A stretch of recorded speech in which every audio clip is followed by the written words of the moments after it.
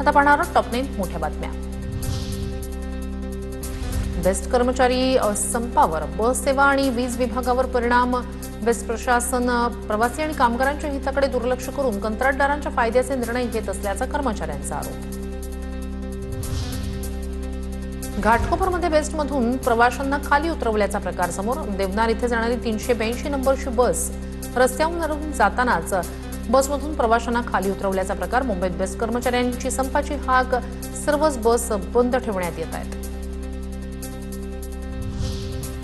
Best कर्मचाऱ्यांच्या संपामुळे मुंबईतील प्रवाशांची मोठी गैरसोय। दादर रेल्वे स्थानकाबाहेर प्रवाशांची गर्दी, टॅक्सी मिळवण्यासाठी लांबच लांब रांगा। बस सेवा ठप्प झाल्यानं अनेक प्रवासी पर्यायी वाहतुकीकडे वळले। नाशिकमध्ये मंत्री नरहरी झिरवाळ ॲक्शन मोडवर दूध बाजार परिसरात दूध विक्रेत्यांच्या दुधाची तपासणी। मंत्री नरहरी झिरवाळ यांच्याकडून दुधाची तपासणी। अमरावतीमध्ये 451 मतदारांपैकी 427 जणांनी बजावला मतदानाचा हक्क। धारणी, अचलपूर, मोर्शी, चांदूर रेल्वे या परिसरात 100% मतदान। काँग्रेसच्या 24 नगरसेवकांचा मात्र मतदानावर बहिष्कार। जिल्ह्यात काँग्रेस आणि संपूर्ण महाविकास आघाडीची मतं फुटली। 1 वर्षानंतर नरेंद्र मोदी पंतप्रधान राहणार नाहीत हे लिहून ठेवा। काँग्रेस अल्पसंख्याक विभागाच्या बैठकीत राहुल गांधी यांचा पुन्हा पंतप्रधान नरेंद्र मोदींवर निशाणा। मित्रपक्षांच्या क्रॉस वोटिंगमुळे राज्यसभेचे एनडीए समर्थित अपक्ष उमेदवार परिमल नथवाणी विजयी। झारखंड राज्यसभा निवडणुकीचा धक्कादायक निकाल, काँग्रेसचा पराभव। उत्तर प्रदेशचे मुख्यमंत्री योगी आदित्यनाथ यांचा आज अयोध्या दौरा। योगी आदित्यनाथ राम मंदिरात जाऊन प्रभू श्रीरामांचं दर्शन घेणार।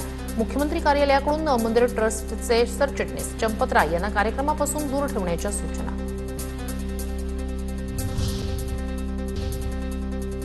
आता पाहणार आहोत टॉप 9 महत्त्वाच्या बातम्या। राज्यात टीईटी परीक्षेसाठी येणाऱ्या महिलांना दुपट्टा आणि बुरखा घालण्यावर बंदी। नीट परीक्षेतील गोंधळामुळे राज्य परीक्षा परिषदेचा निर्णय। परीक्षार्थींनी आधार कार्ड, पॅन कार्ड, वाहन परवाना, मतदान ओळखपत्र यापैकी एक ओळखपत्र सोबत ठेवण्याची अट। राज्यातील अवैध पॅथॉलॉजी लॅबवरील कारवाईबाबत सरकारच्या भूमिकेवर हायकोर्टाचा नागपूर खंडपीठ नाराज। नागपूर खंडपीठानं राज्य सरकारला पुन्हा फटकारलं। सरकारच्या निष्क्रियतेमुळेच लोकांचे जीव जात असल्याचं न्यायालयाचं स्पष्ट निरीक्षण। राज्यात येत्या 24 आणि 25 जूनपासून मान्सून सक्रिय होण्याची शक्यता। देशभरात सध्याच्या घडीला 41% पावसाची तूट, भारतीय हवामान विभागाची माहिती। छत्रपती संभाजीनगरच्या एनेट परिसरात पाईपलाईनच्या दुरुस्तीच्या वेळी हजारो लिटर पाणी वाया। एकीकडे शहरात तीव्र पाणी टंचाई असताना दुसरीकडे पाण्याचा अपव्यय। रायगडच्या माणगावमध्ये साळवे नदी कोरडी पडल्यानं पाण्याची चिंता वाढली। मान्सून आणखी लांबल्यास पाणी टंचाईचं गंभीर संकट उभं राहण्याची शक्यता।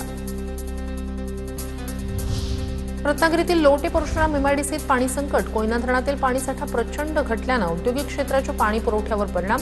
पाणी टंचाईमुळे खेडमधील प्रसिद्ध घरडा केमिकल इंडस्ट्रीनं सर्व मॅन्युफॅक्चरिंग युनिट्स तात्काळ बंद केले।